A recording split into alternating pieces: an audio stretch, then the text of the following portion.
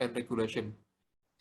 Jadi slide-slide di PowerPoint ini saya ambil dan diperkaya dari slide yang sudah pernah dibuat oleh Dr. Nur Faidah, M. Biomed.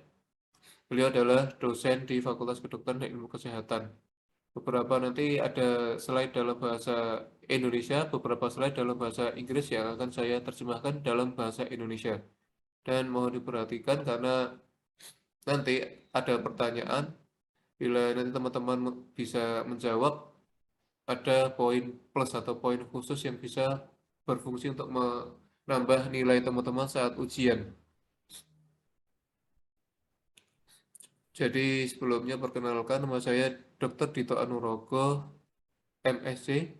Saat ini saya sedang melakukan studi S3 di International PhD Program for Cell Therapy and Regenerative Medicine atau IPG-TRM, College of Medicine Taipei Medical University atau TMU Taiwan.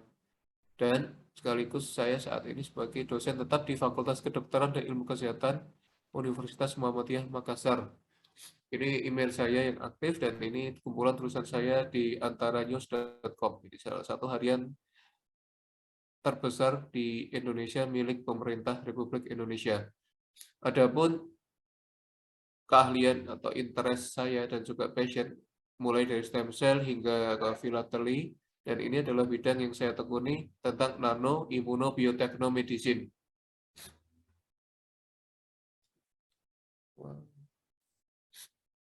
Jadi ini ilmu tentang nanoteknologi kombinasi dengan imunologi, bioinformatics, medicine, basic Tapi and dok, applied technology serta neuroscience. dok, slide-nya tidak ter-share screen dok. Gimana? Mas, Ada yang materinya tidak ter-share screen dok. Masih soalnya yang muncul dok. Oh, iya sebentar. Terima kasih. Saya share screen ulang. Sudah tampak belum ya? Tapi iya dok.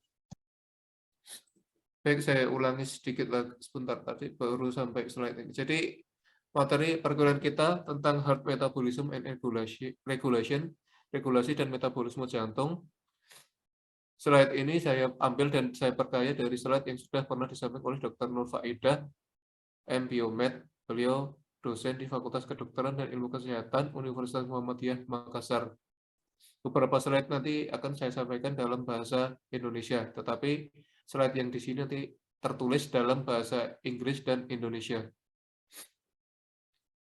Jadi tadi perkenalannya sudah, kita langsung mulai saja. Ini visi dan misi Fakultas Kedokteran dan Ilmu Kesehatan Universitas Makassar.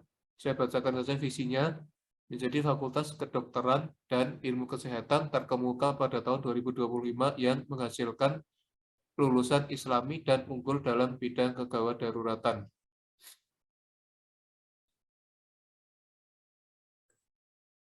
Adapun tujuan pembelajaran ada 5, yaitu yang pertama mengetahui karakteristik otot jantung, yang kedua mengetahui sumber energi otot jantung, yang ketiga mengetahui proses metabolisme energi otot jantung, yang keempat mengetahui aspek biokimia dari gangguan jantung, yang kelima mengetahui cardiac markers untuk penyakit jantung.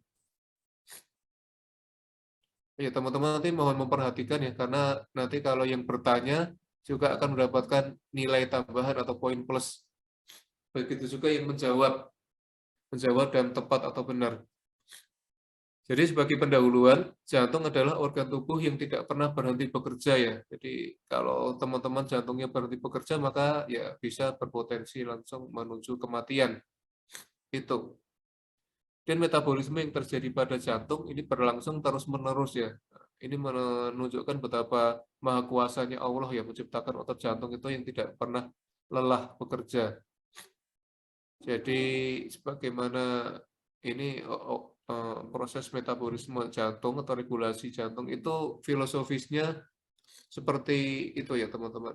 Seperti kasih sayang Allah. Cinta Allah kepada manusia itu juga terus-menerus, tapi kadang-kadang manusianya yang tidak pernah peduli pada Allah, tidak pernah mau bersyukur begitu. Ingkarna. Ini otot jantung disebut miokardium atau sinonimnya ya miokardium yang terdiri dari asal kata atau akar kata mio yang berarti otot dan kardium yang berarti jantung. Itu secara istilahi atau secara terminologi katanya, akar kata. Mio adalah otot dan kardium berarti jantung.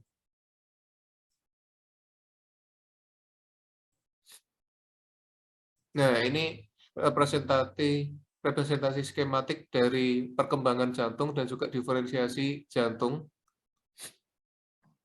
Kita melihat bahwasanya pada stadium blastokis ada yang namanya inner cell mass atau IgM. Di sini yang berwarna biru sebelah kiri ini itu muncul atau membentuk 3 lapisan germinal, yaitu ektoderm, endoderm, dan mesoderm, dan juga akhirnya bisa mengenerate itu merangsang atau menstimulasi struktur definitif dari fetus atau janin. Kemudian pada saat hari embrionik ke-6,5 atau E6.5, itu lapisan endoderm dan mesoderm itu akhirnya berkembang dari primitive streak dan bermigrasi secara bilateral ya. Jadi primitive streak itu yang berwarna hijau sebelah E6.5 ini. Sebentar ini saya ituin dulu. Mungkin sebentar. Sebentar saya share yang itu aja dulu. Mohon maaf. Saya share yang PowerPoint aja agar lebih nyaman.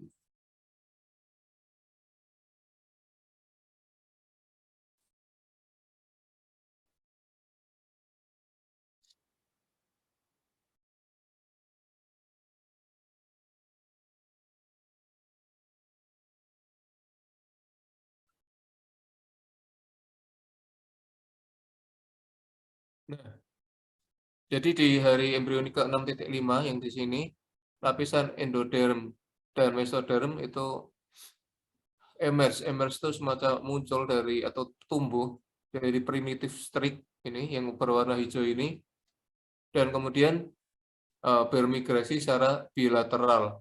Kemudian pada hari embrionik ke-7.0 itu ya Tapi setelah dok, slide-nya belum muncul. Oh, slide-nya belum muncul ya? Oh iya iya ya, sebentar. Terima kasih. Slide-nya belum muncul ini.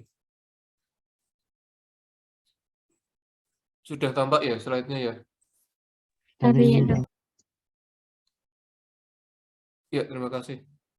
Jadi tadi hari embrionik ke-7.0 atau setelah seminggu, ini sel-sel mesoderm ini yang ini kardiak mesoderm yang berwarna kuning, ini bermigrasi dari regio anterior dan mengenerate cardiac crescents, semacam lapisan jantung yang berbentuk mirip bulan sabit crescents. Kemudian pada hari embrionik ke-7.5, the first heart field FHF, jadi semacam lapisan jantung yang pertama itu yang berwarna merah, dan juga second heart field SHF yang berwarna pink itu terbentuk.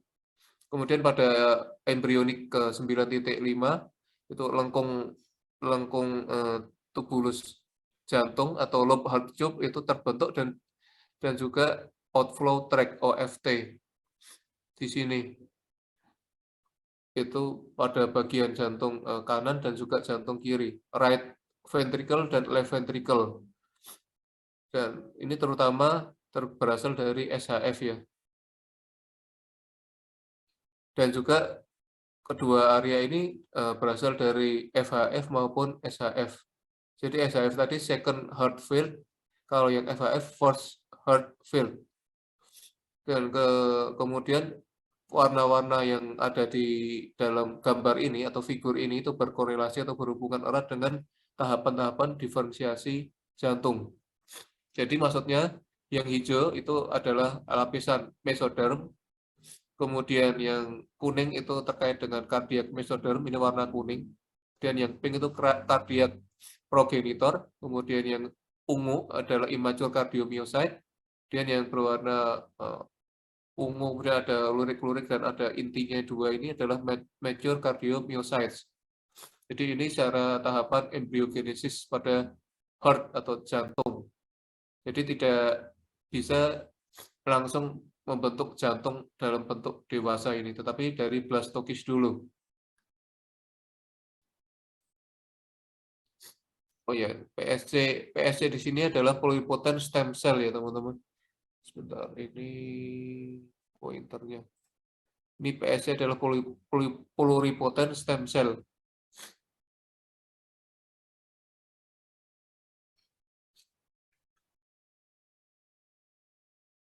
Nah, ini PSC. Kita melihat bahwasanya di sini ada feature metabolik yang spesifik pada stadium selama proses diferensiasi jantung dari pluripotent stem cell atau PSC. Dari PSC, mesoderm menjadi cardiac mesoderm, cardiac progenitor, dan immature cardiomyocyte dan mature cardiomyocyte. Dan penjelasannya dari bahwasanya PSC sebagian besar itu sangat tergantung pada proses glikolisis dan metabolisme oksidasi glutamin. Jadi mereka itu PSC itu pluripotent stem cell itu bisa menghambat mitokondria yang imatur dengan terjadinya densitas atau kepadatan kriste yang sangat rendah. Dan selama masa pembentukan stadium ini mesoderm atau lapis mesoderm dan juga mesoderm kardiak atau jantung, maka sel-sel ini maksudnya PSC akan tetap terutama tergantung dari proses glikolisis dan juga oksidasi glutamin. Bagaimanapun juga metabolisme oksidasi pirufat juga diaktifasi atau diaktifkan sebagaimana proses perkembangan mitokondria. Kemudian pada tahapan progenitor kardiak atau progenitor sel jantung, maka sel-sel ini tergantung dari metabolisme aerobik dan anaerobik secara bersamaan atau seimbang, equally. Jadi setelah diferensiasi menjadi cardiomyocyte, jumlah mitokondria itu meningkat dan kematangan atau proses pematangan atau maturasi mitokondria itu berlangsung atau diproses ya. Jadi permeabilitas mitokondria ini transisi permeabilitas atau perubahan inti ya. Por itu inti atau pori-pori. Jadi kan mitokondria ini ada lekuk-lekuknya itu ya, lekukan-lekukan ini disebut por. Itu namanya MPTP itu tertutup saat diferensiasi kardiak atau otot jantung itu berproses. Dan penutupan MPTP itu memungkinkan pemajangan mitokondria dan menginduksi potensial membran mitokondria yang lebih tinggi. Dan sel-sel cardiomyocyte ini tergantung terutama pada metabolisme oksidasi laktat dan juga metabolisme oksidasi asam lemak.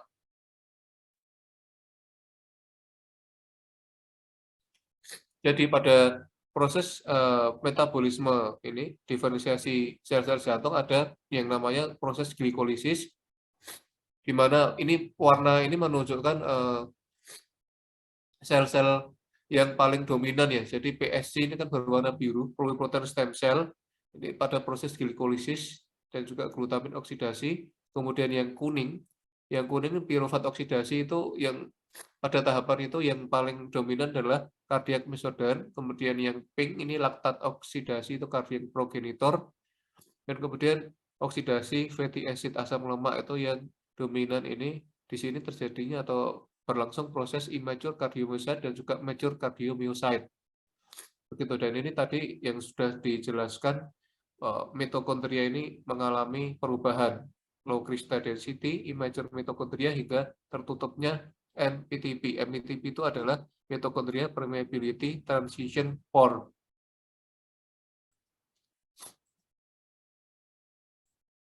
Kemudian cardiomyocyte normal, ini ada yang patologis dan fisiologis. Kemudian ini menunjukkan adanya suatu signature itu suatu karakteristik yang khusus tentang molekular dan metabolik yang membedakan proses remodeling jantung baik secara patologis maupun secara fisiologis. Jadi bahasa sederhananya, jantung itu kalau terbentuk atau berproses itu bisa nanti menuju patologis sehingga menjadi penyakit jantung atau fisiologis menjadi jantung normal. Nah, ini figur ini atau gambar ini menunjukkan bagaimana secara molekuler dan metabolis itu mereka akan berproses. Jadi ada berbagai macam itu ya stimuli atau rangsangan eksternal yang berbeda yang men-trigger atau memicu berbagai program pertumbuhan yang berbeda pada sel-sel kardiomyosit atau sel-sel jantung. Jadi sebagai respon terhadap penyakit hipertensi atau terjadinya tekanan yang sangat tinggi, overload. Ini kalau pada kondisi patologis. Kemudian kardiomyosit mengaktifasi program pertumbuhan yang dikarakterisasikan oleh induksi dari program gen fetus atau program gen semasa janin atau bayi ya. Termasuk ada peningkatan ekspresi natriuretik peptida dan perubahan pada isoform sarkomer ya. Ekspresi gen isoform sarkomer. Jadi secara sederhananya bahwa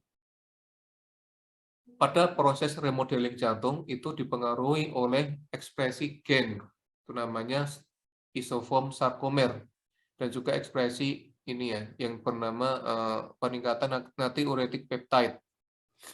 Dan program ini terkadang memicu pada remodeling patologis yang lebih umum atau lebih global, termasuk ada dilatasi jantung kiri atau left ventricular dilatation, dan juga ada penurunan atau pemburukan fungsi jantung en-route. En-route itu maksudnya pada saat berlangsung atau berproses menuju terjadinya kumpulan gejala dari gagal jantung.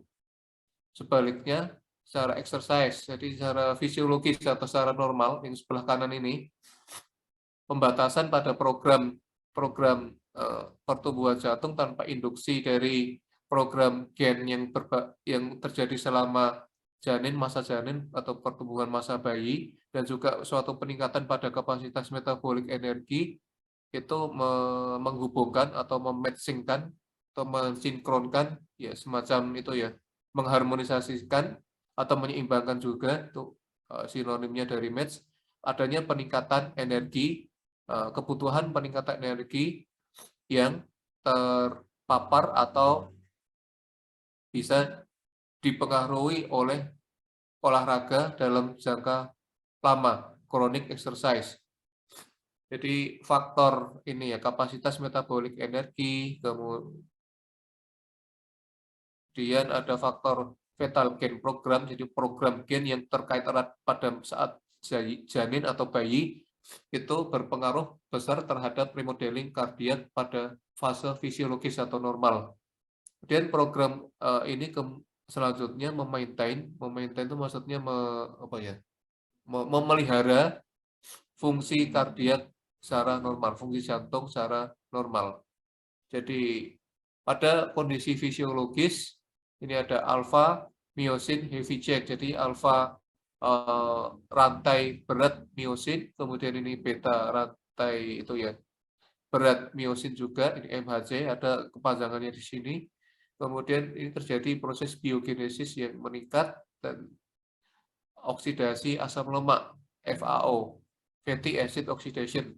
Kemudian PGC itu adalah peroxisome proliferator activated receptor alpha 1 alpha, ini meningkat, dan juga PPAR alpha itu juga meningkat. Dan setelah ini ya, pada remodeling jantung fisiologis itu merupakan proses adaptif hipertrofi preserve function.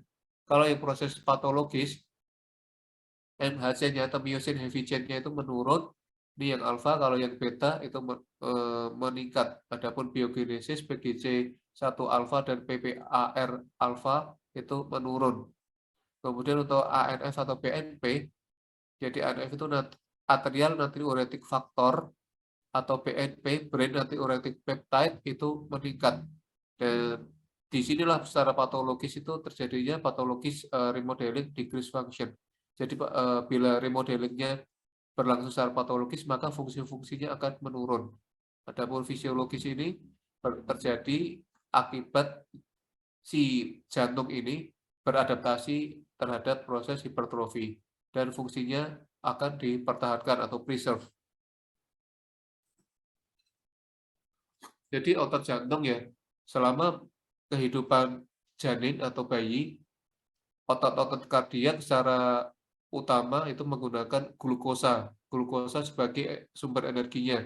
Tetapi pada periode postnatal, setelah kelahiran, setelah bayi itu lahir, ada perubahan utama atau major switch dari beta oksidasi asam lemak. Oleh karena itu pada manusia atau human, asam-asam lemak itu berfungsi atau bertindak sebagai bahan bakar utama untuk miosit kardiak, sel-sel otot jantung. Ketika badan keton ini hadir atau ada, selama seseorang itu berpuasa jangka panjang, prolonged fasting, maka badan-badan keton ini juga digunakan atau dipecah ya, sehingga tidaklah mengagetkan atau mengagetkan atau menakjubkan sekali proses ini, bahwasanya miosit jantung atau sel-sel otot jantung itu sebagian besar itu secara paralel itu mirip kerjanya dengan otot skeletal selama masa periode berolahraga yang diperpanjang. Jadi olahraga jangka lama ya. Pada pasien-pasien pada kondisi hipertrofi kardiak, jadi otot-otot jantungnya itu membesar atau menebal, maka situasi ini akan berubah di beberapa hal. Pada gagal jantung, maka oksidasi glukosa akan meningkat, kemudian oksidasi beta itu akan gagal atau menurun, false, jatuh ya, false itu secara harfiah artinya jatuh, maksudnya menurun atau gagal terjadi proses beta oksidasi. Jadi ini jantung mengkonsumsi lebih banyak energi daripada organ-organ lainnya. Jadi mengkonsumsi kurang lebih 6 kg ATP per harinya, 20 hingga 30 kali dari berat jantung itu sendiri ya. Jadi istilah heart sama kardiak itu sama, bersinonim. Kemudian otot jantung mengambil energinya melalui metabolisme oksidatif dari asam-asam lemak kurang lebih 60 hingga 90% dan juga glukosa 10 hingga 40%. Dan badan-badan keton juga secara normal metabolisasi. Sebagai tambahan, transfer energi ke otot jantung atau miofibril jantung itu terjadi melalui ini ya, katalisasi kreatin kinase energi shuttle.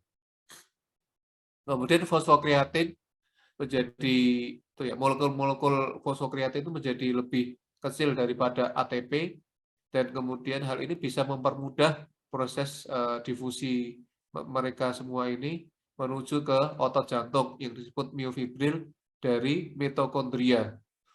Jadi mitokondria itu sangat berperan penting pada metabolisme atau regulasi otot jantung. Kemudian miofibrilar kreatin kinase itu mengkatalisasi pembentukan atau reformasi dari ATP ya, reformasi perubahan bentuk reform. Kemudian kreatin bebas itu berdifusi kembali. Kemudian sistem kinase kreatin bertindak sebagai buffer energi dengan cara menjaga kadar ATP tetap konstan atau stabil. Bila kadar ADP meningkat karena jatuhnya atau penurunan fosfokreatin, maka hal itu akan menghambat enzim intraseluler sehingga menyebabkan gagal jantung ya, atau mekanisme kontraksi. Jadi kontraksi jantung itu jadi gagal. Dan pada proses gagal jantung ini, maka proses uptake dan utilisasi atau penggunaan dari asam-asam lemak dan glukosa itu terjadi in advanced heart failure. Jadi pada kondisi gagal jantung yang advance itu sudah lebih lanjut atau parah, maka resistensi insulin juga berkembang. Selanjutnya terjadi proses penurunan penggunaan glukosa. Jadi bukan hanya manusia saja yang bisa lelah ya. Ternyata otot-otot jantung juga bisa lelah, dan itu penggunaan glukosa akhirnya bisa juga menurun atau decreasing. Di waktu yang sama, metabolisme dari otot-otot jantung yang sudah mengalami hipertrofi ini berubah atau switch dari penggunaan asam-asam lemak menjadi glukosa. Ya, tabel berikut nanti 8.4 itu akan menunjukkan aktivitas dari enzim-enzim kunci, di mana pada kondisi well fed, maksudnya well fed itu diberi makan atau kondisi cukup makan, sudah mengkonsumsi makanan dalam jumlah yang wajar atau normal, kemudian dalam kondisi fasting itu puasa, dan juga starvation itu kelaparan, dan juga regulatornya. Regulator itu maksudnya pengaturan mereka. Ini nih tabel 8.4. Jadi ini enzim-enzim kunci yang bekerja pada kondisi under well fed. Well fed itu maksudnya tadi kondisi kita sudah kenyang ya, makan. Kemudian puasa, dan ini aktivatornya. Misalnya ada pada kondisi makan, ini enzim glukokinase itu meningkat, kemudian enzim glukokinase itu pada kondisi puasa itu menurun. Ini sebagai aktivator enzim glukokinase adalah insulin dan glukosa. Adapun inhibitor atau penghambat enzim glukokinase adalah F6P. F6P itu adalah fruktosa 6 fosfat. Itu cara membaca tabel ini. Contoh yang lain, misalnya enzim glikogen sintase. Itu pada kondisi makan atau kenyang, itu meningkat itu enzim sintase glikogennya. Tetapi pada kondisi puasa, enzim glikogen sintase itu menurun, kemudian aktivator. Zat yang mengaktifkan glikogen sintase itu adalah insulin G6P. G6P adalah glukosa 6 fosfat. Kemudian inhibitor dari glikogen sintase adalah glukagon. Kemudian contoh yang lain adalah enzim hormon sensitif lipase pada kondisi kenyang atau makan itu ternyata malah menurun. Adapun pada kondisi berpuasa atau fasting itu meningkat. Pada ini aktivator untuk hormon sensitif lipase enzim itu aktivatornya adalah glukagon, dan inhibitor atau penghambat hormon atau enzim hormon sensitif lipase adalah insulin. Nah, ini adalah metabolisme pada kondisi well fed atau kondisi kenyang ya. Di sini sebelah figur 8.3 metabolisme pada kondisi puasa. Jadi adaptasi ketika kalau ini adaptasi ketika starvation, kalau kelaparan. Jadi pada saat kenyang itu makanan itu kan di sini banyak kadar atau kandungan glukosa. Glukosa ini akhirnya diubah di hati itu menjadi glikogen, dan dari sini glukosa itu dipecah atau ditransportasikan untuk menghasilkan ATP di otak brain atau di otot. Kemudian dari makanan itu sebagian diubah menjadi lemak, dan ini lemak diproses di dalam hati atau liver itu menjadi asam lemak, diubah menjadi VLDL, dan akhirnya ditransportasikan menuju ke jaringan adiposa atau jaringan lemak. Begitu sederhananya. Kemudian adaptasi selama kelaparan ya pada kondisi ini fed state, misalnya olahraga. Ini otot-otot skeletalnya itu mengubah glikogen menjadi laktat, kemudian otot-otot jantung itu yang banyak berfungsi adalah asam lemak. Kemudian ini mayor fuel in different organ, maksudnya bahan bakar atau bensin ya. Fuel itu bahan bakar ya, ibaratnya bensin utamanya di berbagai macam organ tubuh. Setelah makan di otak itu yang banyak atau yang berlimpah atau abundan itu adalah glukosa. Kemudian di otot skeletal itu glukosa dan asam lemak, di otot jantung glukosa pirufat, di jaringan lemak asam lemak dan glukosa. Adapun bila teman-teman melakukan puasa jangka pendek, di otot jantung yang berlimpah itu asam lemak. Kalau puasanya jangka panjang, maka di otot jantung yang berlimpah atau banyak itu adalah badan-badan keton. Dan pada saat teman-teman berolahraga, asam-asam lemak itu banyak dijumpai di otot jantung, cardiac muscle. Sekarang kita masuk ke slide selanjutnya. Miokardium. Jadi otot jantung merupakan salah satu otot yang terdapat dalam tubuh dan merupakan otot yang paling kuat ya. Kemudian otot jantung hanya ada pada jantung, tidak ada pada organ lain. Ya sesuai namanya ya, otot jantung. Mio dan kardium. Mio adalah otot, kardium adalah jantung. Kemudian otot jantung merupakan salah satu jaringan teraktif dalam tubuh dan sangat oksidatif, memerlukan banyak suplai oksigen untuk itu ya sumber energi ATP ya. Jadi ini bisa, tapi bukan hiperaktif ya, beda. Kalau hiperaktif itu adalah gangguan, jadi teraktif. Jadi kalau teman-teman ini aktif itu berarti sudah merepresentasikan otot jantung ya, bisa mengambil hikmah atau ibroh dari otot jantung. Kemudian sel-sel otot jantung itu mirip dengan otot rangka yang mengandung serat. Tapi maksud serat di sini bukan serat yang mudah dicerna, itu beda lagi, itu dalam ilmu gizi. Serat di sini adalah fiber. Dan otot jantung bersifat involunter dan berkontraksi secara otomatis dan ritmis. Ya, ini lanjutannya, Pak. Bahwasanya pada otot jantung ada saraf simpatik dan parasimpatik itu dapat mempengaruhi kecepatan kerja miokardium, tetapi tidak membuatnya dapat dikontrol secara sadar.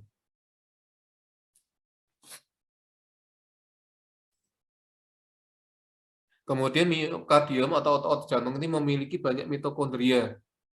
Tadi sudah disebutkan pada penjelasan awal, sehingga sumber energinya lebih banyak dihasilkan dari metabolisme aerob yang membutuhkan banyak oksigen ya.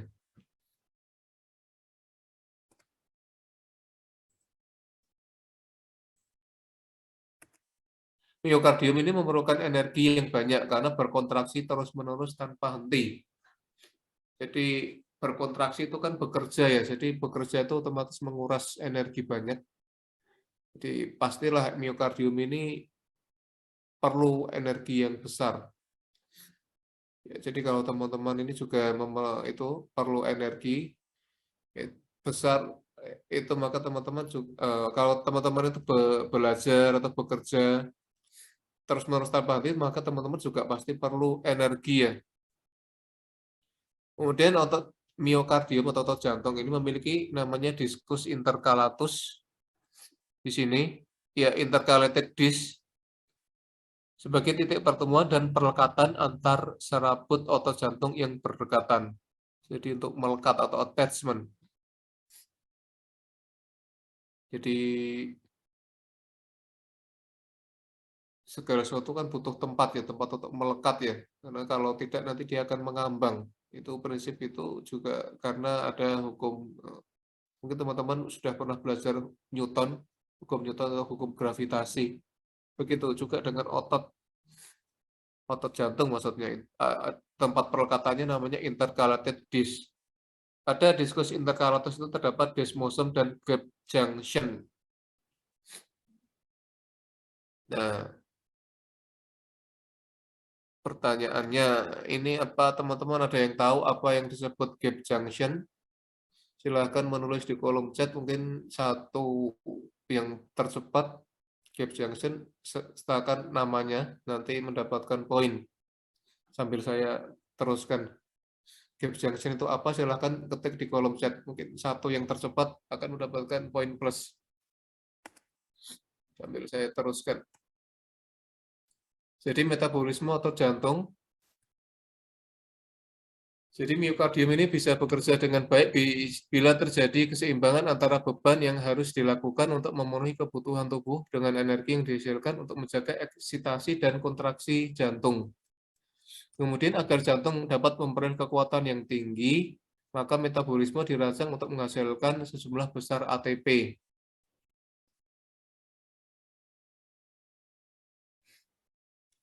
Ya, sudah ada satu yaitu mTASHA.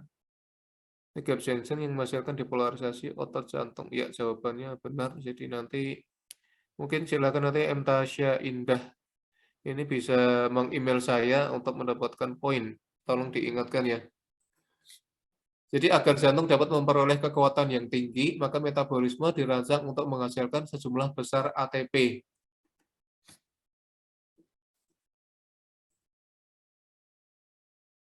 Jadi otot jantung adalah jaringan yang sangat oksidatif. Pertanyaannya, apa yang dimaksud dengan oksidatif itu? Nanti teman-teman silahkan chat. Nanti satu yang tercepat dan benar akan mendapatkan poin plus. Apakah yang dimaksud otot jantung itu jaringan sangat oksidatif? Boleh googling ya.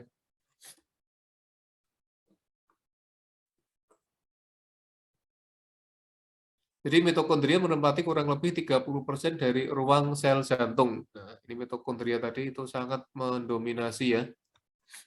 Mitokondria. Kemudian lebih dari 95% pembentukan ATP berasal dari fosforilasi oksidatif di bagian mitokondria.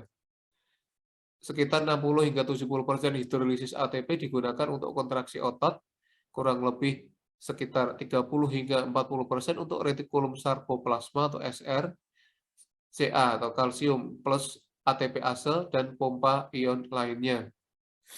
Metabolisme otot jantung. Jantung terutama menggunakan asam lemak 60 hingga 80%, dan laktat dan glukosa 20 hingga 40% sebagai sumber energinya. Jadi sekali berdenyut itu dibutuhkan 2% dari total produksi ATP otot jantung. Ya, ini jawabannya benar lagi nih. M-Tasia jaringan oksidatif yaitu jaringan yang kaya akan oksigen. Jadi untuk sekali denyut jantung dibutuhkan 2% dari total produksi ATP otot jantung. Jika otot jantung tidak dapat menghasilkan ATP, maka seluruh ATP akan dipakai selama kurang dari 1 menit. Besarnya kebutuhan ATP pada otot jantung membuatnya bergantung pada metabolisme aerobik, yaitu glikolisis aerob, beta oksidasi asam lemak yang berlanjut dengan fosforilasi oksidatif melalui siklus asam trikarboksilat atau CAC, siklus Krebs, dan rantai transport elektron di dalam mitokondria. Ya, ini prosesnya digambarkan seperti ini. Kemudian ini metabolic pathways in cardiac muscle. Jadi meskipun ATP itu dominan atau mendominasi, jadi mendominasi ya, baik proses secara aerobik maupun aerobik itu tergantung dengan tipe pekerjaan yang dilakukan, tetapi proses atau operasi atau maksudnya jalannya atau proses berlangsungnya di dalam setiap pathways ini itu tidak pernah berlangsung secara eksklusif. Jadi kedua mekanisme ini, aerobik maupun anaerobik itu fungsinya berlangsung secara simultan untuk menyediakan energi yang diperlukan untuk melakukan kontraksi otot. Kemudian perubahan metabolik yang terjadi atau berlangsung selama yang berlangsung maksimal itu pada proses anaerobik dan submaksimal atau aerobik itu diindikasikan pada figur ini atau gambar ini. Jadi penjelasannya, kita melihat bahwasannya pada sirkulasi secara umum itu ada asam lemak, benda keton atau badan keton, keton bodies, dari glukosa, laktat, dan alanin. Kita mulai dari jalur asam lemak dengan bantuan beta oksidasi, akhirnya terbentuklah asetil-CoA. Asetil-CoA ini masuk ke dalam siklus asam sitrat. Dan di situ diperlukan CO2 dan H2O untuk kemudian asam sitrat ini terjadi proses fosforilasi oksidatif dan terbentuklah ATP. Kemudian tadi beta oksidasi ini bisa juga asam lemak melalui beta oksidasi terbentuklah ATP. Dan ATP untuk berubah menjadi ADP sama ATP ini keduanya itu memerlukan namanya substansi kreatin P dan juga kreatin. Itu jalur pertama. Sekarang jalur dari tubuh keton atau badan keton atau keton bodies. Keton bodies untuk menjadi asetil-CoA itu diperantari oleh enzim thioforase Dan dari ini ya, alfa keto acid yang rantai bercabang itu juga bisa membentuk asetil-CoA. Dan dari badan keton ke jalur sini, asetil-CoA ini itu juga akhirnya tadi ke siklus asam sitrat dengan bantuan ini CO2 dan H2O atau air. Kita masuk ke jalur yang ketiga yaitu glukosa. Dari sirkulasi umum glukosa terbentuklah glukosa 6P melalui dengan bantuan enzim eksokinase. Kemudian glukosa 6P terbentuk menjadi pirufat melalui ini namanya proses glikolisis. Adapun kalau glukosa 6P itu bisa dipecah atau dibentuk juga menjadi glikogen. Ini bisa bersifat resiprokal atau bolak-balik ya. Dari pirufat kalau ke asetil-CoA itu dengan bantuan PDH, kalau pirufat ke laktat dengan bantuan LDH. Kalau pirufat itu juga bisa terbentuk alanin dan ini jalurnya akhirnya ke alanin dan ke sirkulasi tubuh secara umum. Laktat juga bisa akhirnya ke laktat ya secara umum.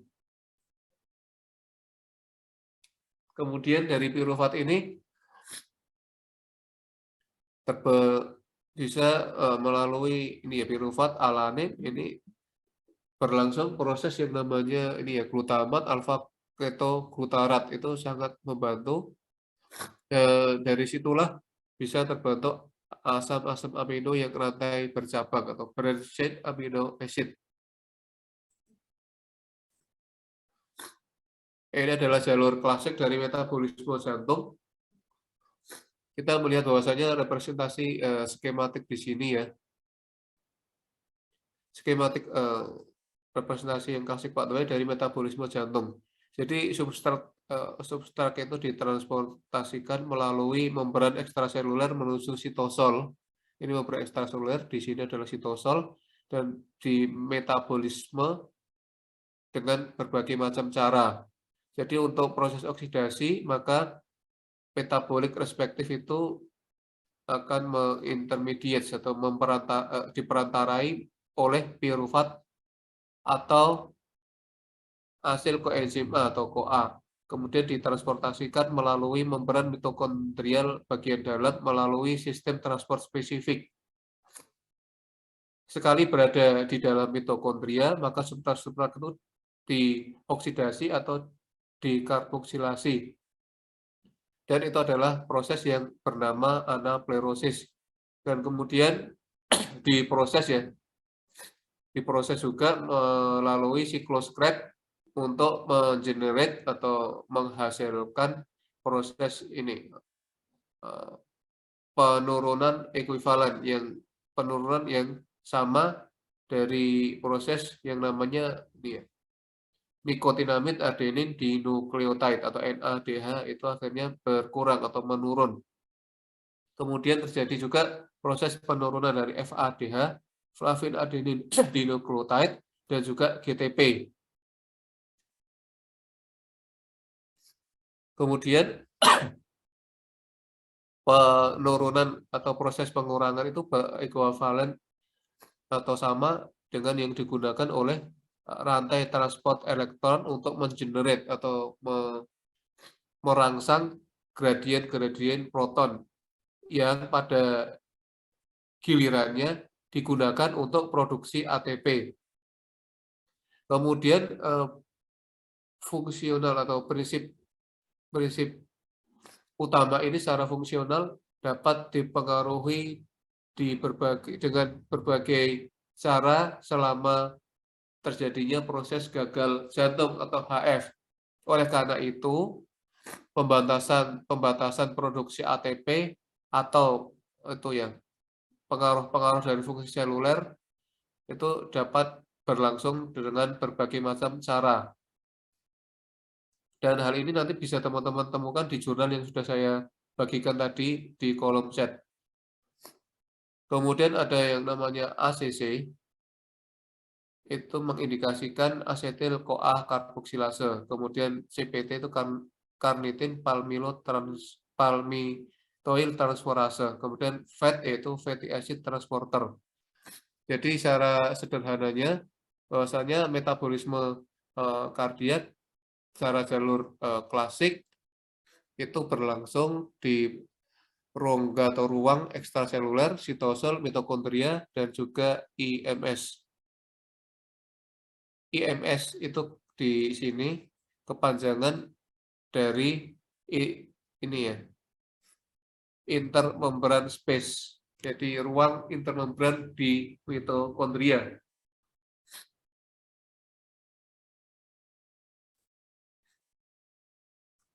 Saya jelaskan salah satunya saja dari glukosa. Glukosa ini diperantari oleh GLUT, suatu transporter, kemudian menjadi G6P.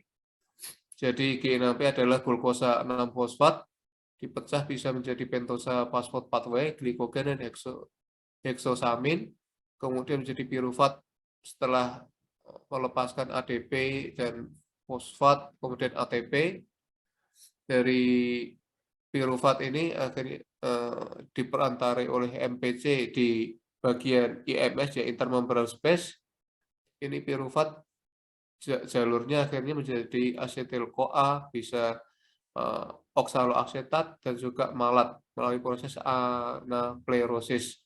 Kalau yang di asetil-CoA itu perlu dibantu oleh PDH, dan PDH ini dibantu oleh PDK, pirufat dehidrogenase kinase, itu menjadi PDH-nya akhirnya menjadi inaktif. Jadi PDH itu pirufat dehidrogenase. Kemudian di sini pirufat menjadi oksaloasetat, itu diperantari oleh CO2. Dari jalur yang di tengah ini, oksaloasetat, sitrat, malat, itu bisa akhirnya terbentuk suatu energi, ya, energi. Dan itu mengeluarkan GTP, kemudian membebaskan 2 CO2 dan NADH2, FADH2. Itu jalur yang glukosanya. Dan di bagian IMS, intermembran space, itu akhirnya terbentuk suatu ini ya, F atau fosfat, dan di sini ada atom hidrogen, dan di sini mengeluarkan ATP, kemudian ion hidrogen, dan juga ADP ditambah fosfat.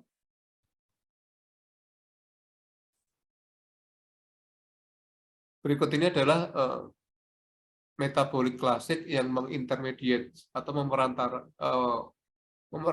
perantara ya, yang juga dikenal sebagai sinyal transducer. Jadi contoh metabolik intermediate itu ada asam lemak, asil karnitin, seramid, pirufat, asetil-CoA, heksosamin, NADP atau NADPH, ada ROS, ada AMP, dan BCAA. Jadi ROS itu adalah reaktif oksigen spesies. Untuk AMP itu di sini adalah memiliki efek regulatori atau pengaturan, yaitu bisa mengubah berbagai macam efek itu pada metabolisme dan pertumbuhan sel melalui aktivasi dari AMPK. Jadi AMPK itu mengindikasikan AMP, activated protein kinase. Dan ada yang namanya BCA, branch chain amino acid.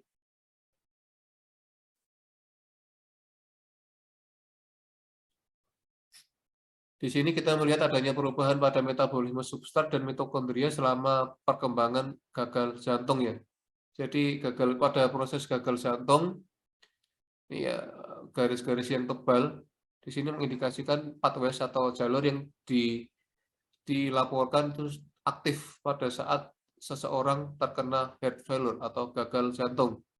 Kemudian untuk thin lines itu yang garis-garis tipis, itu menunjukkan jalur-jalur yang dilaporkan menurun ya, atau tidak berfungsi. Kemudian untuk question mark, itu tanda tanya, question mark ini tanda tanya ini, itu boleh jadi mengimplikasikan atau menunjukkan perubahan-perubahan yang belum diketahui, atau berbagai macam pengamatan atau observasi yang terjadi secara inkonsisten. Jadi bisa terjadi, bisa tidak terjadi. Ya, kita mulai penjelasan dari yang A. Jadi pada proses atau kolom yang A, ini ada A, ini B, dan di sini adalah C. Kita mulai dari A. Di sini adalah terjadi proses oksidasi asam lemak yang terganggu pada kasus gagal jantung yang bernama kardiak hipertrofi ya. Jadi bisa kardiak hipertrofi itu maksudnya hipertrofi otot-otot jantung. Jadi otot jantungnya mengalami penebalan atau pembengkakan atau pembesaran, hipertrofi. Dan hal itu akan memicu terjadinya produksi ATP yang menurun ya, penurunan produksi ATP. Kemudian yang B, di sini sebagian besar bukti-bukti menunjukkan bahwasannya oksidasi glukosa itu tidak berubah sebagai bentuk hipertrofi yang terkompensasi dan juga penurunan pada gagal jantung atau heart failure. Tapi ada proses diskrepansi yang nyata atau kelainan atau gangguan yang nyata. Dan in contrast, maksudnya hal-hal yang menyolok atau sebaliknya, beberapa jalur yang di-generate non-ATP yang di-generate itu maksudnya yang diaktifkan atau yang dirangsang oleh ATP itu dari metabolisme glukosa, yaitu untuk HBP, hexosamin biosynthetic pathway, kemudian PPP, pentosa fosfat pathway, dan juga proses anaplerosis itu diinduksi. Dan itu adalah penjelasan atau keterangan dari yang B. Kemudian yang jalur C, ada proses peningkatan dari mitokondrial reaktif oksigen spesies atau ROS. Kemungkinan karena perubahan pada rantai transport elektron itu akhirnya bisa menyebabkan kerusakan mitokondria secara langsung yang secara lebih lanjut bisa meningkatkan produksi ROS mitokondria untuk menciptakan suatu siklus yang berulang, itu yang di C di sini. Makanya di sini siklus berulangnya yaitu siklus Krebs, tetapi di sini ditulis dengan thin lines ya, jadi penurunan ya. Jadi pada proses yang C ini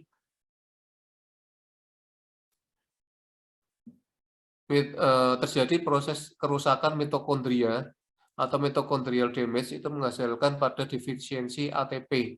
Jadi penurunan ATP. Kemudian mitokondrial ROS juga dapat menyebabkan kerusakan oksidatif menuju komponen seluler lainnya. Dan juga bisa berkontribusi terhadap terjadinya remodeling struktural yang parah atau berat.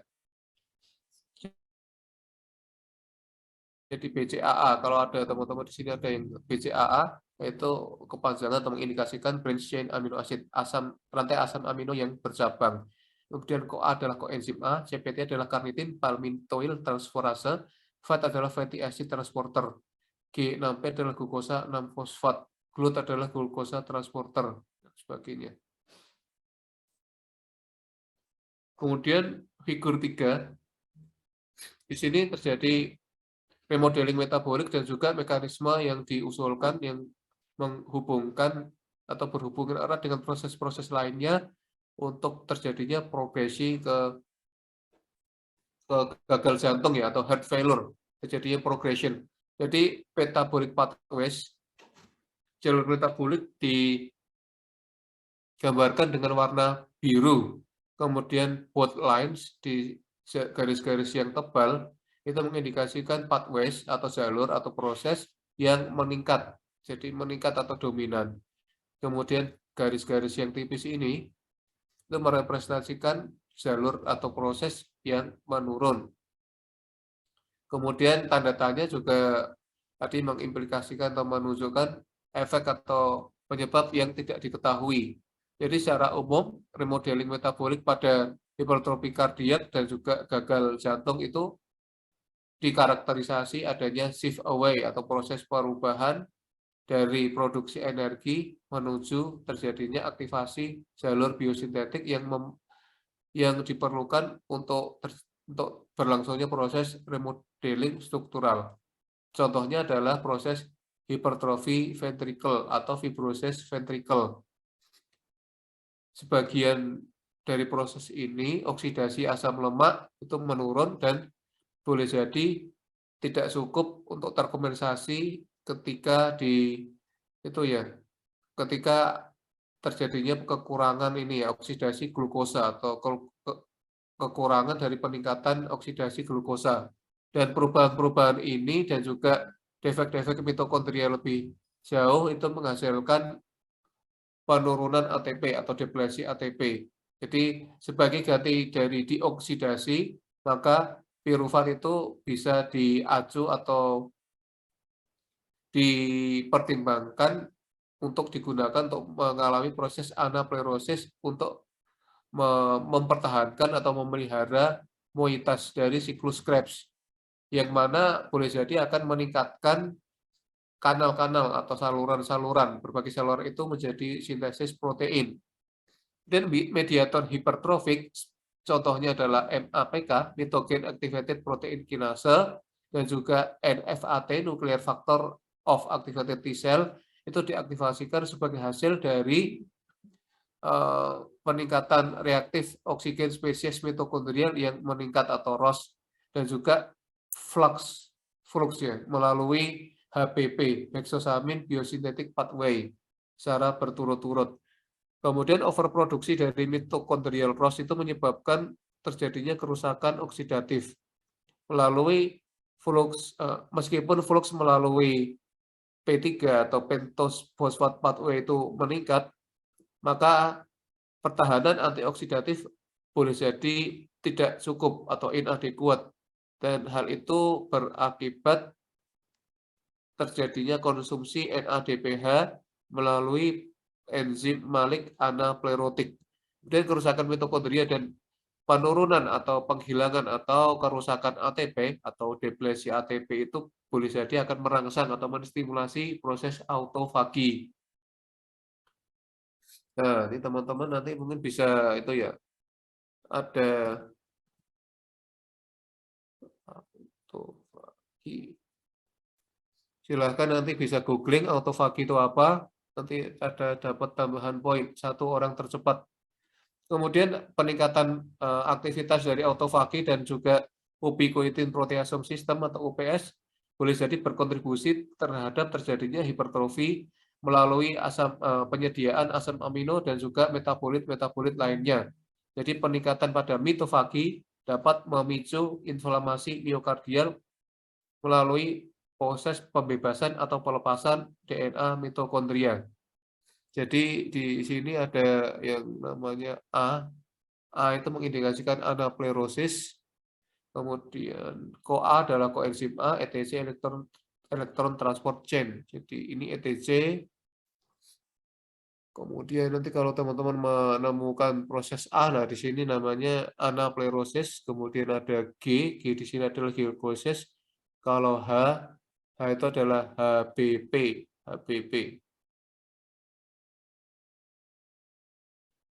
Hexosamin biosynthetic pathway.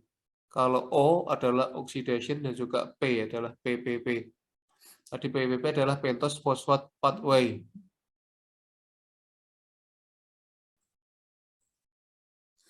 Kita melihat bahwasannya dari remodeling, ini adalah proses remodeling metabolik dan juga perkembangan dari gagal jantung. Kalau normal, ini jantung normal. Ketika secara mekanik dia overload, maka terjadi penurunan FAO ya, oksidasi asam lemaknya menurun, proses glikolisis meningkat, energetiknya menurun. Setelah itu otomatis berlangsung metabolisme oksidatif menurun, oksidatif stresnya meningkat, terjadilah resistensi insulin, akumulasi lemak, dan juga penurunan atau pengurangan energi deprivasi, dan akhirnya terjadi gagal jantung. Jantung normal, terjadi penyakit obesitas, diabetes, maka terjadilah peningkatan FAO, fatty acid oxidation, oksidasi asam lemak. Kemudian oksidasi glukosanya menurun, sehingga efisiensinya juga berkurang atau menurun. Jadi kemudian terjadi semua proses yang di sini dari penurunan metabolisme oksidatif hingga deprivasi energi atau penurunan energi, lalu terjadilah gagal jantung. Itu inti dari remodeling metabolik dan juga perkembangan gagal jantung atau patofisiologinya secara singkat.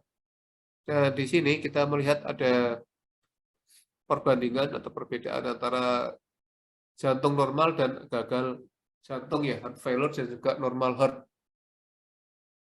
Jadi ilustrasi ini sudah disimplifikasi ya, sudah sangat disederhanakan hubungan antara metabolisme kardiak dan juga fungsi kontraktil yang merefleksikan produksi ATP dan juga proses non ATP produksi. Ya.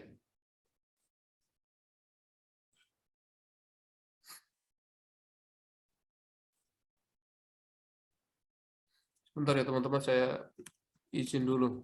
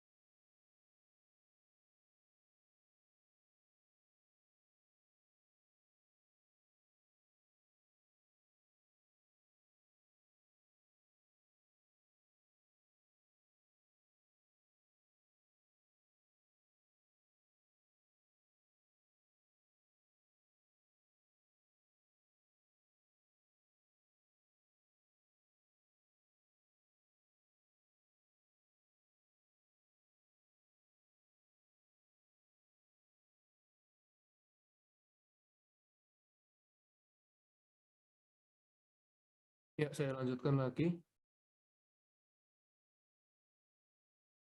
Bahwasanya pada jantung yang normal, ini metabolisme ke ATP, ke kontraksi, itu ya, fungsi kontraksi atau contractile function.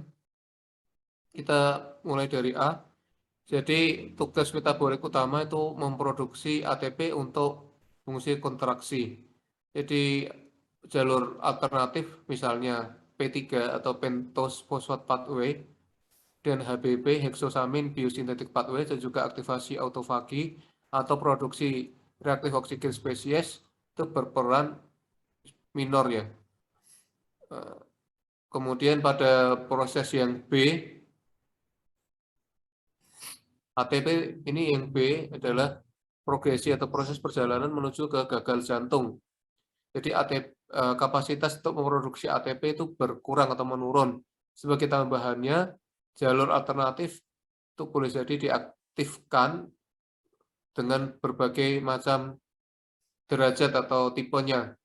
Sebagai contoh aktivasi semua jalur ini, PPP, HBP, anaplerosis, ROS, pertumbuhan sel, dan autofagi, itu boleh jadi menyediakan mekanisme metabolik tambahan yang bisa mempengaruhi fungsi kontraktil yang merepresentasikan atau mewakili ini ya, target metabolik baru yang potensial untuk terapi. Terapi itu maksudnya terapi heart failure.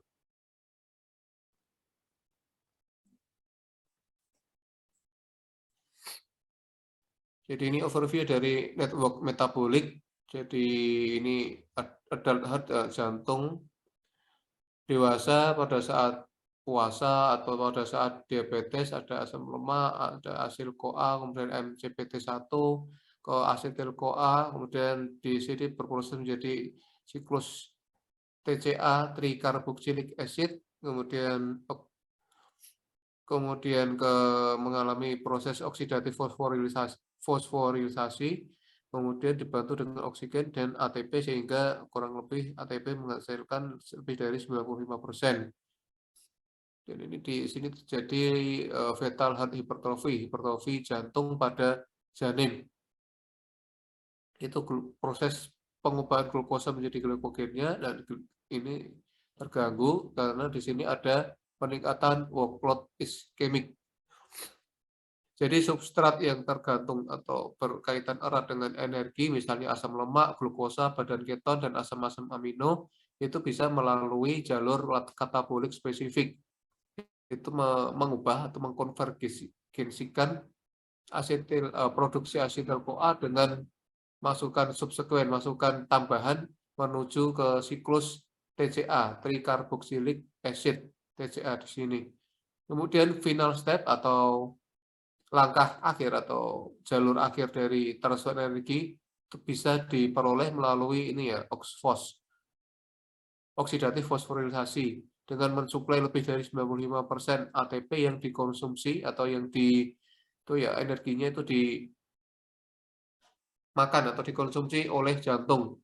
Kemudian kotak yang berwarna pink, yang berwarna merah muda di atas, itu menunjukkan bahwa setiap jalur metabolik itu mengindikasikan adanya kondisi patologis dan fisiologis di mana substrat yang spesifik akan menjadi kontributor predominan terjadinya metabolisme.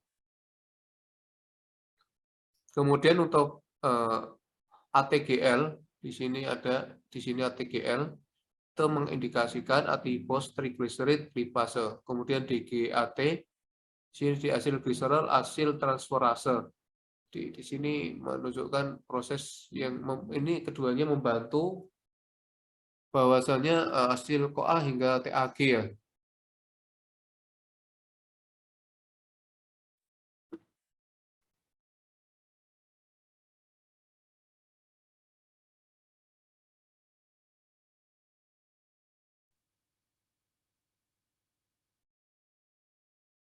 Ya, ini metabolisme otot jantung. Kontraktibilitas sel otot jantung sangat bergantung pada suplai oksigen dan bahan bakar dari arteri koronaria. Kemudian bila suplai oksigen menurun bisa menyebabkan jumlah ATP tidak mencukupi sehingga otot jantung beralih ke metabolisme yang anaerob. Kemudian cadangan glikogen di otot jantung relatif kecil, yaitu sekitar 30 mmol per gram jika dibandingkan pada otot rangka, itu 150 mmol per gram. Kemudian lebih dari 90% ATP jantung dihasilkan dengan cara oksidatif dan sisanya berasal dari proses anaerob. Tadi sudah dijelaskan pada pathways yang sangat rumit tadi sebelum slide ini. Dan ini kita melihat pada saat kondisi normoksia dari fats, carbs atau karbohidrat, protein, karbohidrat, dan lemak diubah menjadi ATP dengan bantuan oksigen dan CO2. Kemudian pada proses hipoksia dari glikogen diubah menjadi ATP dan juga glikogen dipecah menjadi laktat itu pada kondisi hipoksia. Dan metabolisme asam lemak ya. Jadi sederhananya bahwasanya asam lemak itu masuk ke dalam sel otot jantung bisa berasal dari dua hal, yaitu asam lemak bebas atau free fatty acid atau FFA dan juga albumin atau berupa triglyceride dalam bentuk kilomikron atau VLDL. Kemudian asam lemak ini masuk melalui sarkolema dengan bantuan fatty acid translokase atau FAT atau fatty acid binding protein plasma membran. Di sini ada yang namanya karnitin ya teman-teman. Ini jadi pertanyaan lagi.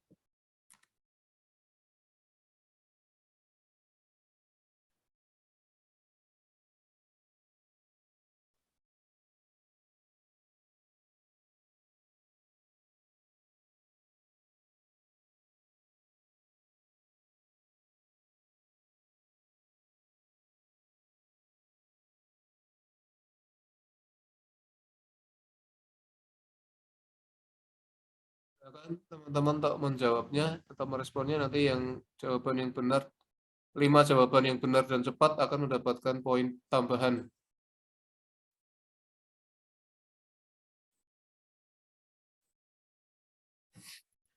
Jadi kemudian asam lemak diubah menjadi fatty acid CoA oleh fatty acid CoA sintase atau FACS. metabolisme asam lemak ya, ini masih melanjutkan jadi fatty acid CoA rantai panjang diesterifikasi menjadi trigliserid dengan bantuan gliserol fosfat hasil transferase. Kemudian dapat pula diubah menjadi fatty acid karnitin rantai panjang oleh karnitin palmitoyl transferase 1 atau CPTI di antara membran luar dan di membran dalam mitokondria. Kemudian CPTI atau karnitin palmitoyl transferase 1 tadi dapat dihambat malonyl CoA di mana CPTI itu terdiri dari 2 isoform yaitu 1 alfa yang ada di hati dan 1 beta yang biasa dijumpai di jantung. Di mana CPT1 beta atau 30 kali lebih sensitif terhadap penghambatan malonyl CoA. Di metabolisme asam lemak, si malonyl CoA inilah yang mengatur oksidasi asam lemak di jantung. Malonyl CoA ini terbentuk dari karboksilasi asetil CoA ekstra mitokondria yang dibantu oleh enzim ACC, asetil CoA karboksilase. Dan aktivitas ACC atau asetil CoA karboksilase itu dihambat oleh fosforilasi dari AMPK. AMP activated protein kinase yang akhirnya akan mempengaruhi kecepatan oksidasi asam lemak. Ya, karnitin asil translokase atau CAT akan mengangkut fatty acid karnitin rantai panjang dan melintasi membran bagian dalam dengan melepaskan karnitin. Dan karnitin palmitoyl transferase 2 meregenerasi fatty acid CoA rantai panjang dan fatty acid CoA akan mengalami beta oksidasi menghasilkan asetil CoA, ADH dan FADH2. Jadi asetil CoA yang terbentuk dari beta oksidasi menghasilkan lebih banyak NADH dan H+ atau ion hidrogen pada siklus asam trikarboksilat. Jadi NADH yang dihasilkan akan masuk ke dalam rantai transport elektron yang dengan adanya oksigen akan menghasilkan ATP dan H2O. Dan ini siklus Krebs diberi nama sesuai nama penemunya yakni Hans Krebs. Definisi lain yaitu atau sinonimnya adalah siklus asam sitrat atau siklus asam trikarboksilat. Jadi siklus Krebs ini berlangsung secara aerob, kemudian dalam satu siklus menghasilkan 2 CO2, 3 ADH dan 1 FADH2 dan juga 1 energi atau ATP.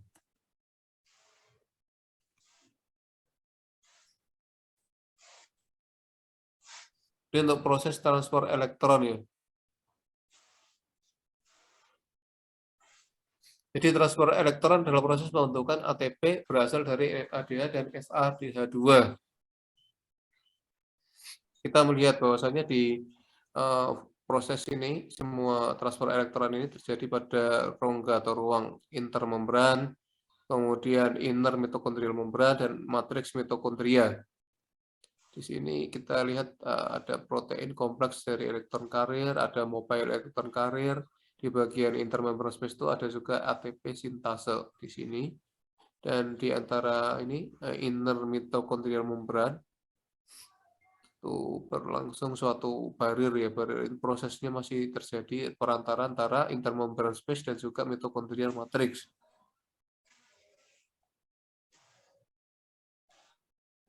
Jadi senyawa NADH dan FADH2 itu ternyata mengandung elektron H+ atau ion hidrogen yang akan ditransfer keluar dari membran dalam mitokondria.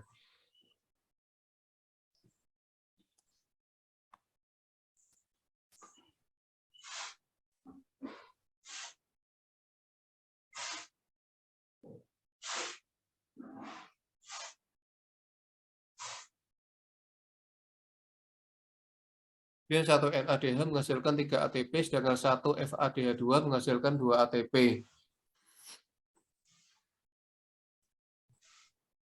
Untuk metabolisme karbohidrat, jadi substrat glikolitik berasal dari glukosa yang dikonsumsi dan glikogen yang diuraikan.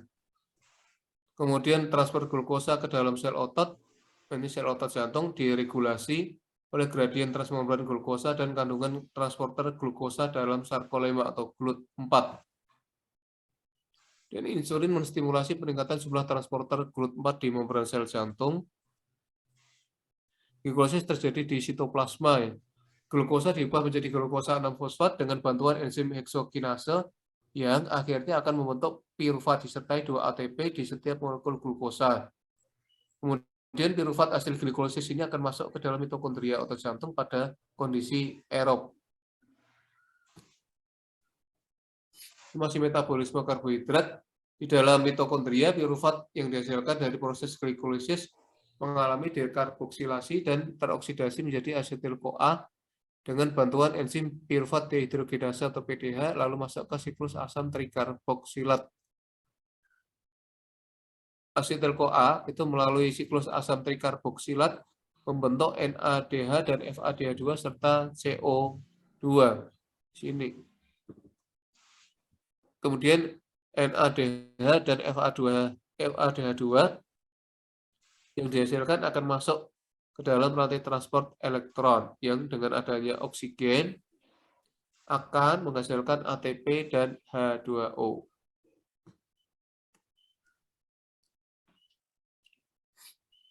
Ya, kita lihat glukosa dari glukosa mengalami proses glikolisis menghasilkan 2 ATP dan 2 NADH. Dan dari glikolisis 2 ATP ini, 2 ATP, kemudian yang diglikolisis 2 NADH mengalami proses transfer elektron menjadi 4 ATP. Kemudian glikolisis dari glukosa terjadi proses glikolisis menghasilkan 2 asam piruvat dan dari situ jadi ini ya DPTO, kemudian 2 asetil-CoA dan siklus Krebs. Kemudian metabolisme badan keton pada keadaan kelaparan atau diabetes yang tidak terkontrol, jantung mengoksidasi benda keton yaitu beta hidroksibutirat dan asetoasetat. Kadar insulin rendah dan asam lemak yang tinggi meningkatkan terbentuknya badan keton yang akan menjadi substrat utama untuk energi miokardium. Kemudian untuk badan keton itu akan menghambat piruvat dehidrogenase atau PSD yang akhirnya menghambat oksidasi glukosa serta menghambat beta oksidasi asam lemak. Kemudian badan keton itu bukanlah bahan bakar yang disukai untuk jantung.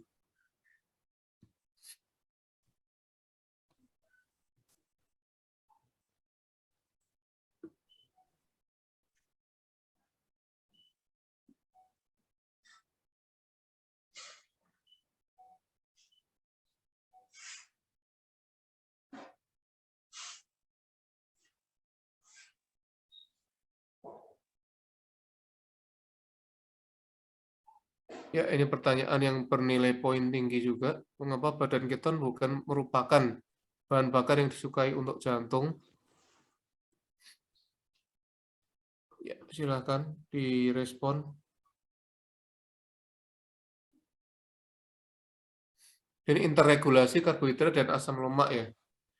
Kita melihat bahwasanya regulator utama PDH dan laju oksidasi glukosa di jantung adalah oksidasi asam lemak, dan aktivitas PDH dihambat oleh laju oksidasi asam lemak atau fatty acid yang tinggi melalui peningkatan asetil-CoA di mitokondria atau koenzim A yang bebas dan NADH atau NAD+ yang mengaktifkan PDH kinase.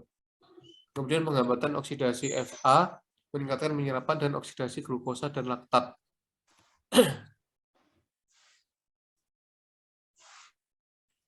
Peranan oksigen. Jadi penurunan aliran darah gaya oksigen ke otot jantung disebabkan sumbatan arteri koroner membuat suplai oksigen dan bahan bakar terhambat dan dapat menyebabkan kematian sel otot jantung atau infak miokard. Jumlah ATP yang dapat dihasilkan oleh glikolisis anaerob saja tidak cukup untuk memenuhi kebutuhan energi jantung yang berkontraksi.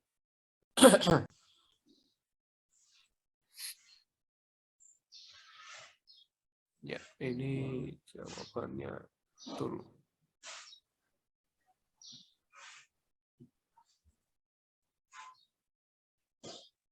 Dan aspek biokimia gagal jantung ya. Penyumbatan arteri koroner menyebabkan suplai oksigen dan bahan bakar berkurang sehingga dapat terjadi iskemia. Kemudian iskemia ini akan menyebabkan perubahan dalam struktur kimia dan fungsi sel otot jantung, diantaranya hilangnya kontraktil, aritmia, kematian sel. Kemudian iskemia yang berlanjut akan menyebabkan terjadinya gagal jantung.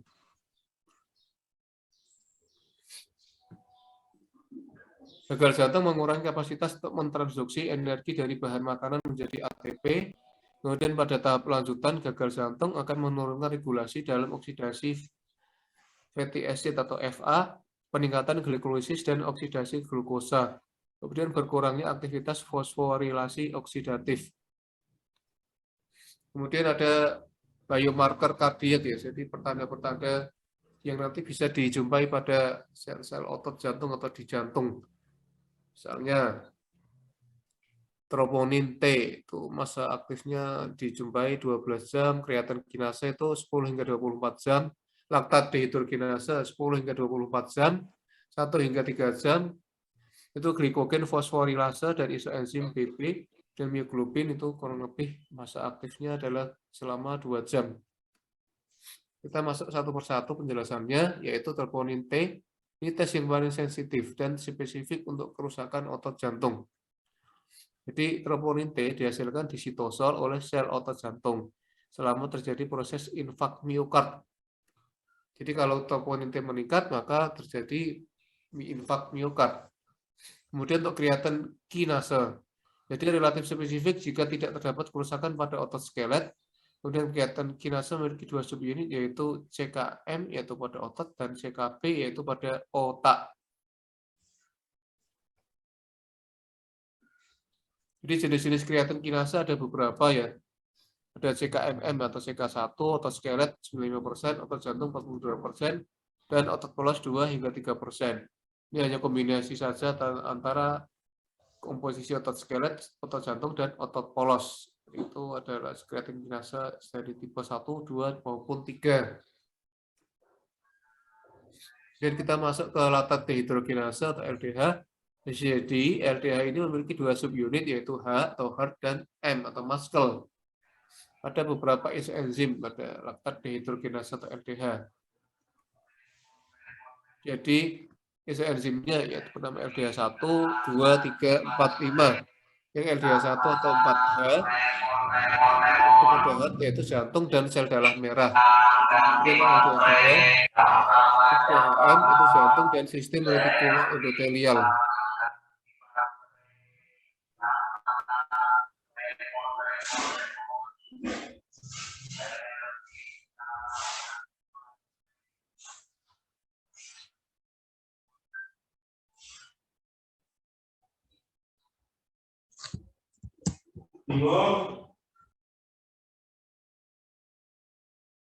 Kemudian LDH3 itu ada isoenzim di paru-paru, yang keempat itu ada atau terdapat di ginjal, plasenta, dan pankreas. Kemudian LDH5 itu hati dan otot skelet. Pada normoksia LDH2 lebih tinggi daripada LDH1, dan jumlah LDH1 yang lebih tinggi dari LDH2 itu menandakan adanya infak miokard. Kemudian ada GPBB, glikogen fosforilase isoenzim BB. Jadi 1 dari 3 isoform dari glikogen fosforilase terdapat di jantung dan otak. Kemudian disebut dengan GPBB karena dapat melewati cawar darah otak, yaitu blood-brain barrier.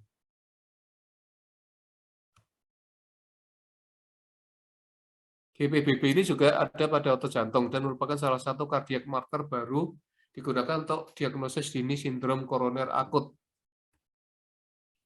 Kita masuk ke mioglobin. Jadi mioglobin ini memiliki spesifitas yang rendah untuk infak miokard. Kemudian mioglobin ini tinggi ketika jaringan otot rusak tetapi kurang spesifik. Di cardiac marker di sini kita melihat antara time after onset of chest pain. Jadi pada nyeri dada GPBB. Ini relatif konsentrasinya kita lihat untuk GPBB-nya itu meningkat kurang lebih pada itu ya kondisi 7 jam itu hampir mencapai mungkin sekitar 23 di sini. Kemudian berangsur-angsur GPBB itu akan menurun itu setelah kurang lebih 24 jam. Kemudian untuk yang CKMB itu akan meningkat tajam kurang lebih sekitar 31 itu di sini itu berarti CKMB-nya adalah meningkat dan berangsur-angsur menurun. Kemudian untuk yang grey atau abu-abu ini itu adalah drop warning T meningkat kurang lebih pada jam ini berapa nih 15 ya sekitar segituan dan berangsur-angsur juga akan menurun. Kemudian untuk mioglobinnya itu relatif rendah, terutama tertingginya pada kalau enggak 6-7 di sini tertinggi untuk mioglobinnya. Nah, kita masuk ke HIV ya. Hipoksia inducible factor atau HIV dan heart dan jantung. Jadi pathway-nya HIV pada perkembangan jantung. Jadi jantung atau heart adalah organ pertama yang dibentuk pada proses embryogenesis atau embrio. Dan perkembangannya itu sangat diperlukan untuk proses pematangan dari suatu kerja pembuluh darah dan juga pembentukan organ-organ lainnya. Sebentar.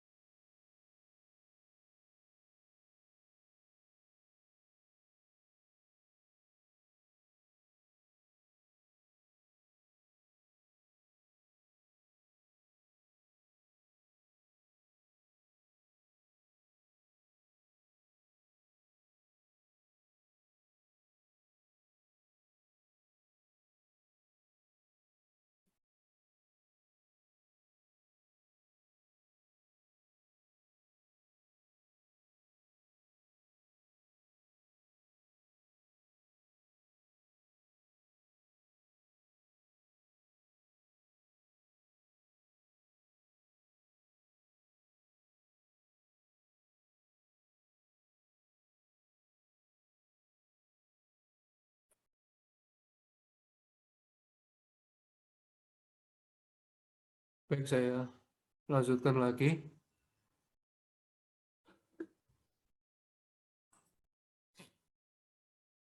Bahwasanya pada HIV pathway, hipoksia inducible factor, itu juga berpengaruh pada perkembangan jantung. Jadi jantung adalah organ pertama yang terbentuk pada proses embriogenesis atau terbentuk embrio itu jantung pertama kali dibentuk, dan perkembangan jantung ini sangat diperlukan untuk proses pematangan dan juga bekerjanya pembuluh darah dan juga pembentukan organ-organ lainnya. Beragam faktor itu bertanggung jawab untuk spesifikasi ya dan juga pematangan atau maturasi sel-sel jantung, termasuk faktor-faktor transkripsi. Banyak sekali ada NKX2.5, TBX dan GATA4, MESP1, dan morfogen PMP4, FGF, dan TGF beta, dan juga mekanisme epigenetik, contohnya adalah metilasi DNA. Ini secara bersama-sama ke semua pathways atau jalur ini akan meningkatkan tipe-tipe sel jantung dan juga lineage-nya, jadi turunannya, dengan menginisiasi program transkripsi yang spesifik.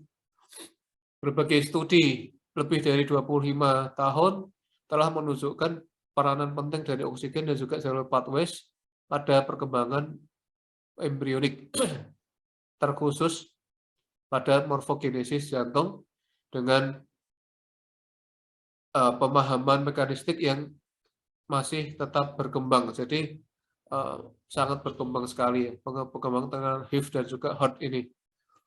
Karena riset-riset biologi molekuler pasti akan terus berusaha mengungkapkan mekanisme di balik HIV dan HEART ini. Pada mais atau hewan coba itu mencit ya. Kalau rat itu tikus besar, kalau mice itu yang tikus yang kecil. Jadi pada mice itu perkembangan jantung dimulai pada hari embrionik ke-7.5 atau E7.5 dengan pembentukan tadi lengkung jantung atau lempeng jantung cardiac crescens, dan ini akan cardiac crescens ini akan menjadi lengkap pada hari embrionik ke-5, proses pembentukan embrio ke-15. Kemudian selama waktu ini daerah-daerah yang terlokalisasi atau daerah yang setempat itu akan mengalami hipoksia dan bisa diamati di semua bagian embrio. Kemudian proses stabilisasi dari jalur HIV atau HIV-TREX pada area-area ini juga bisa diamati. Kemudian bukti-bukti awal dari nuklear HIV-1 alfa pada perkembangan jantung mencit itu terjadi pada hari ke-8.5 atau 8,5. Meskipun hal itu bisa distabilisasikan, bahkan bisa bermulai lebih dini atau lebih awal pada saat itu ya terjadinya pembentukan kardiak prekursor yang lebih awal. Dan di hari ke-9.5 HIV-1 alfa itu dijumpai pada miokardium tentang ini ya saluran outflow dan juga lempeng ini ya ventricle dan juga atrium, bilik serambi maupun bilik jantung di bagian ventricle maupun atriumnya. Jadi pada hari ke-10.5 hingga ke-12.5 HIV-1 alfa itu menjadi terbatas untuk membentuk miokardium, tapi tidak hadir ya, absen itu tidak hadir dalam membentuk atau tidak tersedia untuk membentuk trabekula, kemudian endokardium dan juga epikardium. Dan pada hari embriogenesis ke-14.5 sekali septation dan juga pembentukan ruang itu terjadi, maka HIV-1 itu tidak lagi bisa terdeteksi di sebagian besar jantung, tetapi hadir atau menetap pada septum interventrikular. Jadi hanya sedikit yang dipublikasikan tentang HIV-2 alpha protein pada jantung pada masa embrionik ya, pembentukan jantung di fase embrio. Bagaimanapun juga HIV-2 alpha mRNA itu terdeteksi pada jaringan jantung pada hari ke-9 atau E9. Dan HIV-3 alpha itu tidak muncul untuk diaplikasikan pada jantung di masa embrionik melalui meskipun varian splicing dari HIF3 alfa yang disebut NEPAS itu dijumpai pada fase embrionik akhir dan juga di masa jantung postnatal awal atau masa kelahiran itu awal, masa-masa kelahiran awal dan terbentuknya jantung. Itu tentang hipoksia inducible factor atau HIF dan HERT.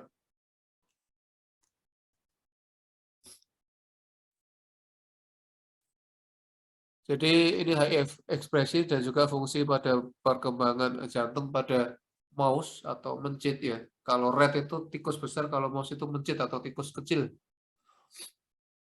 Jadi kita penjelasan yang A dan B. Yang A itu perkembangan jantung tikus kecil itu yang terjadi pada selama periode 7 hari dimulai dengan pembentukan cardiac crescent. Ini semacam bulan sabit ini di follow by looping, diikuti oleh bentuk looping, kemudian formation oleh chamber atau bilik-bilik, pembentukan bilik-bilik dan juga trabekulasinya, dan akhirnya terbentuk menjadi septation ya. Pada hari embrionik ke-14.5, hari ke-14,5 atau kurang lebih 2 minggu. Itu pada tikus kecil. Kemudian HIF1 alfa, stabilisasi HIF1 alfa telah terdeteksi pada hari ke-9.5 pada nascent chamber ya. Dan juga outflow tract-nya itu dan kemudian menjadi terbatas untuk membentuk miokardium pada hari ke-12.5. Kemudian pada hari ke-14.5 HIF1 alfa itu terbatas untuk pada proses pembentukan intraventricular septum IVS di sini.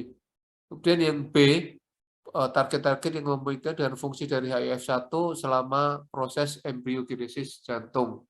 HIF1 itu dipikirkan sudah lama untuk mempromot atau merangsang atau menstimulasi proliferasi kardiomyosit atau proliferasi sel-sel otot jantung, proses glikolisis dan juga spesifikasi kardiomyosit pada kardiomyosit embrionik. Kemudian a switch, proses perubahan dari glikolisis ke fosforilasi oksidatif itu ternyata tergantung dari kompartmentalisasi HIF1 alfa di berbagai daerah yang berbeda di jantung selama berlalunya waktu, dari waktu ke waktu. LF itu menunjukkan left ventricle atau bilik jantung kiri, kemudian kalau RV adalah ventricle kanan jantung. Kita melihat bahwasanya ada jantung yang sehat dan jantung yang sakit ya. Ya, kita melihat bahwa in healthy heart pada gambar yang kiri, jadi makrofag yang menetap itu menggunakan glutamin derived alpha ketoglutarate untuk mempertahankan fenotipenya, untuk mempertahankan fungsi. Dan keduanya itu baik residen makrofag dan juga T limfositnya itu tergantung pada proses yang namanya OXPHOS di sini, yaitu oksidatif, fosforilasi oksidatif. Pada injured heart atau bagian kanan jantung yang sakit, jadi terjadi proses pro-inflammatory makrofag dan T lymphocyte subset itu mengalami ini ya, hipoksia inducible factor 1 alfa, HIF1 alfa, demediated metabolic reprogramming menuju ke proses glikolisis yang mana akhirnya bisa menuju terjadinya itu ya proses PPP, pentose phosphate pathway, untuk membentuk atau mengaktifasi NADPH dan juga memutuskan tricarboxylic acid siklus TCA ini untuk mempromosikan atau meningkatkan akumulasi suksinat. Nah, dilihat di sini bahwasanya ada proses yang namanya cardiac fibroblast metabolic reprogramming selama fase cardiac injury, cedera jantung. Di healthy heart ini di sebelah kanan adalah injured or aging heart, jadi jantung yang sudah terluka atau sudah proses aging, menua atau terluka. Pada jantung yang sehat ada quiescent fibroblas yang sangat tergantung pada ini ya OXPHOS di sini, fatty acid oxidative fosforilasi. Kemudian pada ini jantung yang menua atau yang terluka itu ada cardiac fibroblas yang bersama-sama dengan HIF1 alfa yang ini reprogramming metabolik yang dimediasi oleh HIF1 alfa itu menusul ke proses glukosis dan juga glutamin derived alfa ketoglutarate untuk memulsikan ekspresi dari gen fibrotik ya, gen profibrotik sebagai contohnya adalah TGF beta 1, transforming growth factor beta 1. Kemudian ini adanya reprogramming metabolik sel-sel endotelial selama cedera jantung. Jadi pada kondisi jantung yang sehat, endotelial sel itu sangat tergantung pada proses glikolisis, sementara mentransportasikan asam-asam lemak ke sel-sel otot jantung yang bernama miosit. Pada cedera jantung akut, endotelial sel atau sel-sel endotelial ini secara berlanjut akan mengatur atau mengupregulasi glikolisis untuk mendukung proses proliferasi dan juga angiogenesis atau pembentukan pembuluh darah baru. Tetapi selama ini ya, selama terjadinya cedera kronis. Kemudian glikolisis sel endotelial itu terganggu dan sel endotelial itu bergantung pada proses fosforilasi oksidatif atau OXPHOS yang memicu terjadinya disfungsi sel-sel endotelial.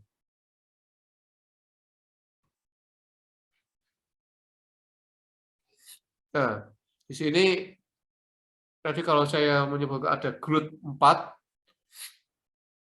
GLUT4 itu apa? Sebenarnya glukosa itu adalah sumber energi utama dari semua energi ya, sumber energi utama dari semua sel. Dan glukosa itu ditransportasikan ke sel dengan bantuan glukosa transporter atau GLUT. Nah, GLUT ini transporter glukosa itu ibaratnya kayak kurir ya, jadi kayak Gojek gitu atau Grab begitu. Itu bisa mentransportasikan glukosa atau glukosa darah ke otak, itu diperankan oleh GLUT3. Kalau ke eritrosit itu GLUT1. Kalau ke liver, pankreas, sel-sel beta, intestin atau usus itu GLUT2. Kalau GLUT4 itu ke asam lemak, otot jantung maupun ke skeletal muscle, otot-otot skeletal itu GLUT4. Nah, sebagai ringkasannya, itu diringkas dari medical biochemistry ya. Jadi struktur dan mekanisme kontraksi dan struktur dari otot jantung itu ternyata mirip sekali pada otot skeletal. Bagaimanapun juga jantung dikarakterisasikan oleh aktivitas yang berlangsung terus-menerus atau continuous activity yang memiliki bahan bakar atau dirangsang energinya itu oleh itu ya energi yang dihasilkan secara aerobik. Kemudian sejumlah besar mitokondria pada otot jantung menunjukkan kemampuan bahwa jaringan ini dapat atau mampu mengoksidasi substrat dan juga memproduksi ATP melalui proses yang bernama fosforilasi oksidatif. Kemudian isi atau konten dari ATP di jantung itu relatif rendah dan bahkan saat istirahat proses hidrolisisnya itu berlangsung sangat tinggi. Oleh karena itu, regenerasi ATP di jantung pastilah berlangsung sangat aktif. Hanya pada situasi aktivitas fisik yang sangat intensif atau sangat berat, jantung itu akhirnya bergantung pada proses glikolisis anaerob sebagai sumber ATP tambahannya. Dan jaringan jantung itu ternyata juga memiliki cadangan glikogen yang rendah yang pada suatu kondisi tertentu itu simpanan ATP-nya itu bisa terdegradasi untuk memproduksi laktat. Kemudian saat istirahat atau proses berolahraga yang sedang, itu maka otot-otot jantung yang namanya miokardium itu menggunakan asam lemak sebagai bahan bakar utamanya. Sebagai tambahan, maka otot-otot jantung itu akan mengoksidasi glukosa, laktat, dan keton body yang berasal dari aliran darah dan substrat. Semua substrat ini terdegradasi menjadi CO2, H2O, dan siklus asam sitrat. Kemudian berbagai macam kondisi penyakit yang berbeda itu ternyata telah memicu terjadinya gangguan metabolik di jantung. Contohnya kelebihan asam lemak di jantung dan kejadian ini oksidasi beta intensif, ya itu sebagai kedua di antaranya itu terjadi pada kasus atau proses ini kegemukan dan diabetes mellitus diabetes ya. Jadi oksidasi rendah itu dijumpai pada iskemik kardiak atau gagal jantung kardiak.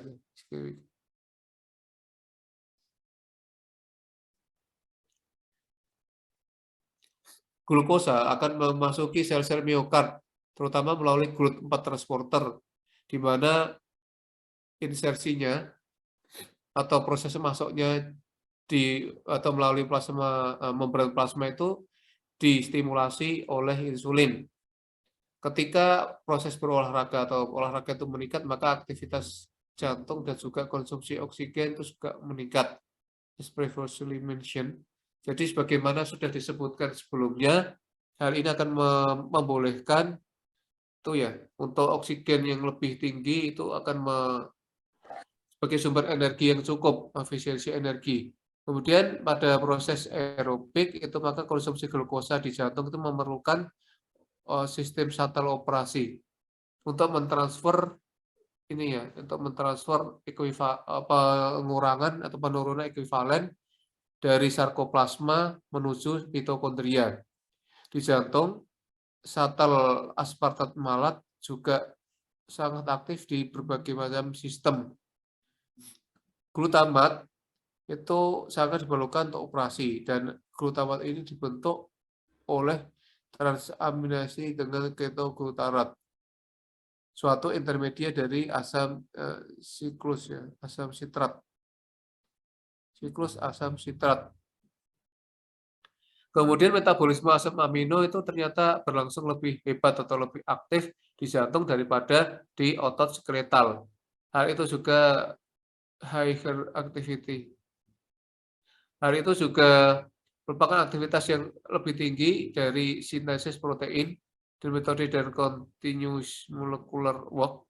Jadi pekerjaan yang berbasis otot yang secara terus-menerus dan metodis itu dan juga training produce atau produksi pelatihan itu akan meningkatkan sintesis protein dan juga hipertrofi otot. Kemudian sintesis protein baru dari jaringan otot juga telah menunjukkan terjadi ya selama proses regenerasi dari jantung setelah infak, suatu tipe cedera miokardiak karena kekurangan aliran darah di area darah. Jadi new protein sintesis protein yang baru dari otot jaringan otot itu juga terjadi selama proses regenerasi jantung setelah terjadinya infak, suatu tipe cedera miokard karena kekurangan aliran darah di area jantung atau di daerah jantung.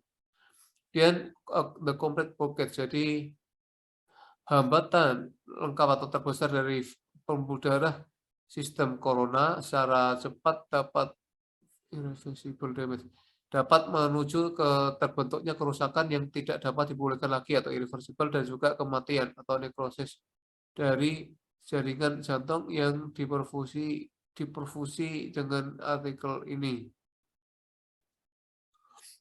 Dari jaringan jantung yang diperfusi melalui arteri-arteri itu.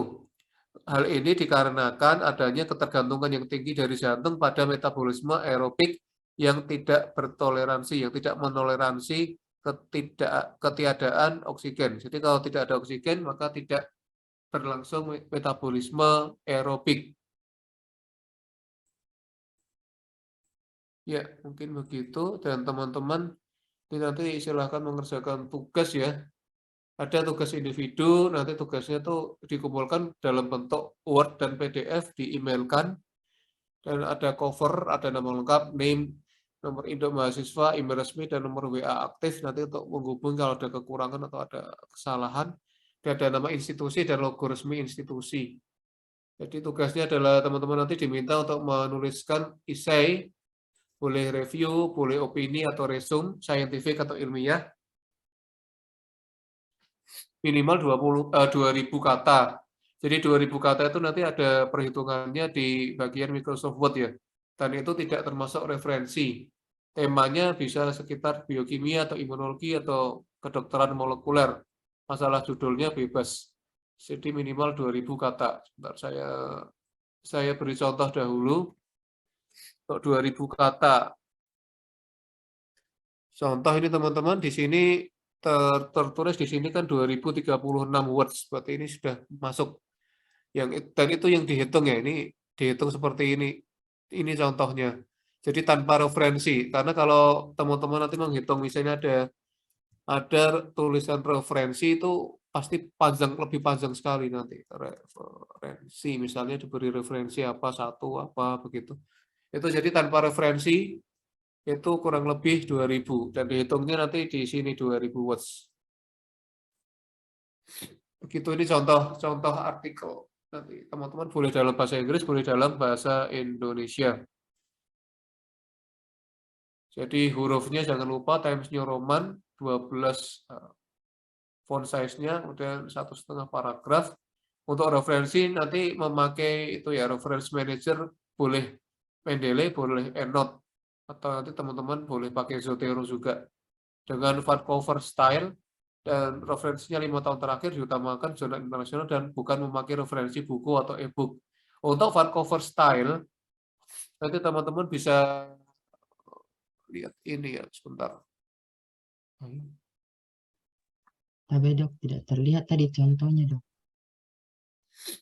Sebentar, Vancouver style.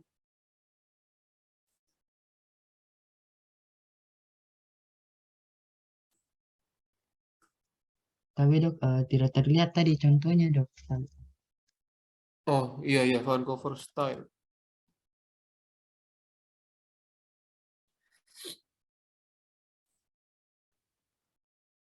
Vancouver style. Tulisan. Kok ini?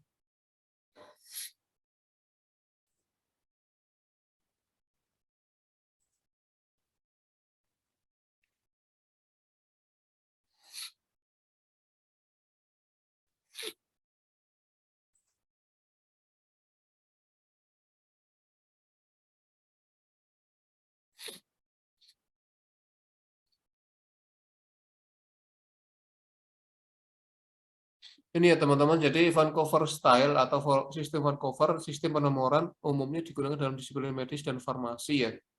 Kutipan diberi nomor dalam teks di dalam tanda kurung atau bracket 1 atau menggunakan superscript 1 dalam urutan di mana mereka muncul.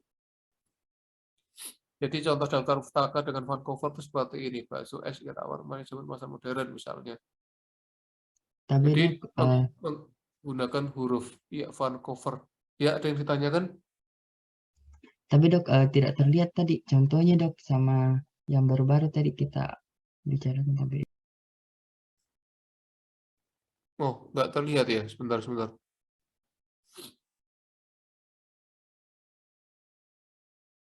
Vancouver style. Sudah terlihat ya ini ya, contoh Vancouver style. Tapi iya dok. Jadi ini contoh formal Vancouver style, terus teman-teman bisa mengacu ke sini.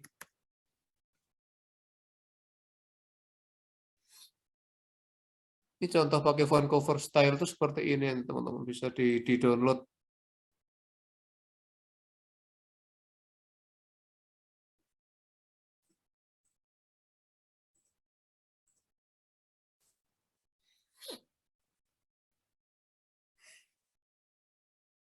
Ini. Jadi Vancouver style itu, jadi ini ada kalimat, kemudian langsung mengacu ke nomor 1 gitu, itu namanya Vancouver style, nomor 2, 4, 5, 7, begitu, itu namanya Vancouver style. Jadi nanti bisa dilihat di sini juga, ini panduan daftar pustaka Vancouver style. Contoh jurnal yang pakai Vancouver style, nanti bisa teman-teman lihat. Ada sistem pengutipan ya, penomoran itu pakai tanda kurung atau bracket, misalnya nomor 1 diacu kemana, atau menggunakan superscript 1 ini, superscript kayak gini, dalam urutan di mana mereka muncul. Teman-teman kalau menggunakan reference baik Zotero, EndNote maupun Mendeley nanti sangat mudah menggunakan Vancouver style. Mungkin untuk tugas ada yang ditanyakan atau apa ini? Jadi nanti teman-teman untuk deadline-nya 1 Desember 2022 ya, pukul 24 WIB ini waktu di email saya. Nanti kalau terlambat tidak akan dinilai. Kemudian lampirkan Turnitin. Turnitin itu similarity index-nya kurang dari 10%. Lampirkan Turnitin. Boleh dalam bahasa Inggris, boleh dalam bahasa Indonesia. Kalau mengumpulkan tugas lebih awal, jadi sebelum tanggal 1 Desember sudah masuk email, ada poin plus. Kemudian file tugas. Nanti teman-teman mengirimkan dalam bentuk file Word dan juga bentuk file PDF, di-emailkan ke email ini. Nanti segala bentuk kecurangan berdampak nilai 0. Maksudnya kecurangan itu misalnya teman-teman itu plagiat. Plagiat itu maksudnya menjiplak atau copy paste dari artikel lain pasti akan ketahuan ya. Jadi jangan coba-coba plagiat. Atau mungkin strategi lain teman-teman menerjemahkan, jadi artikelnya bahasa Inggris diterjemahkan dalam bentuk bahasa Indonesia, nah itu juga pasti akan ketahuan, meskipun teman-teman sudah melampirkan Turnitin kurang dari 10%, karena nanti ada untuk diperiksanya itu akan diperiksa 1 per 1. Jadi nanti kalau teman-teman sekedar menerjemahkan, itu juga merupakan bentuk kecurangan. Jadi paling aman teman-teman nanti akan lebih bagus melakukan paraphrasing ya. Paraphrasing atau parafrase.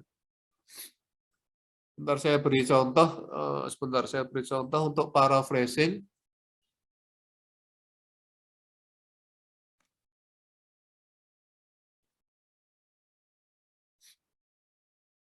Cara parafrase ini ada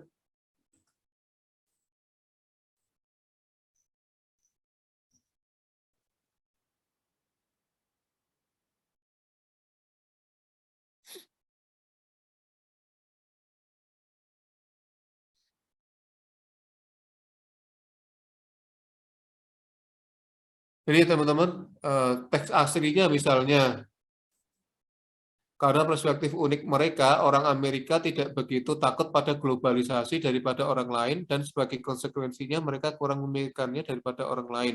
Ketika orang Amerika berpikir tentang globalisasi, mereka menganggap ekonomi global sebagai versi ekonomi Amerika yang diperbesar.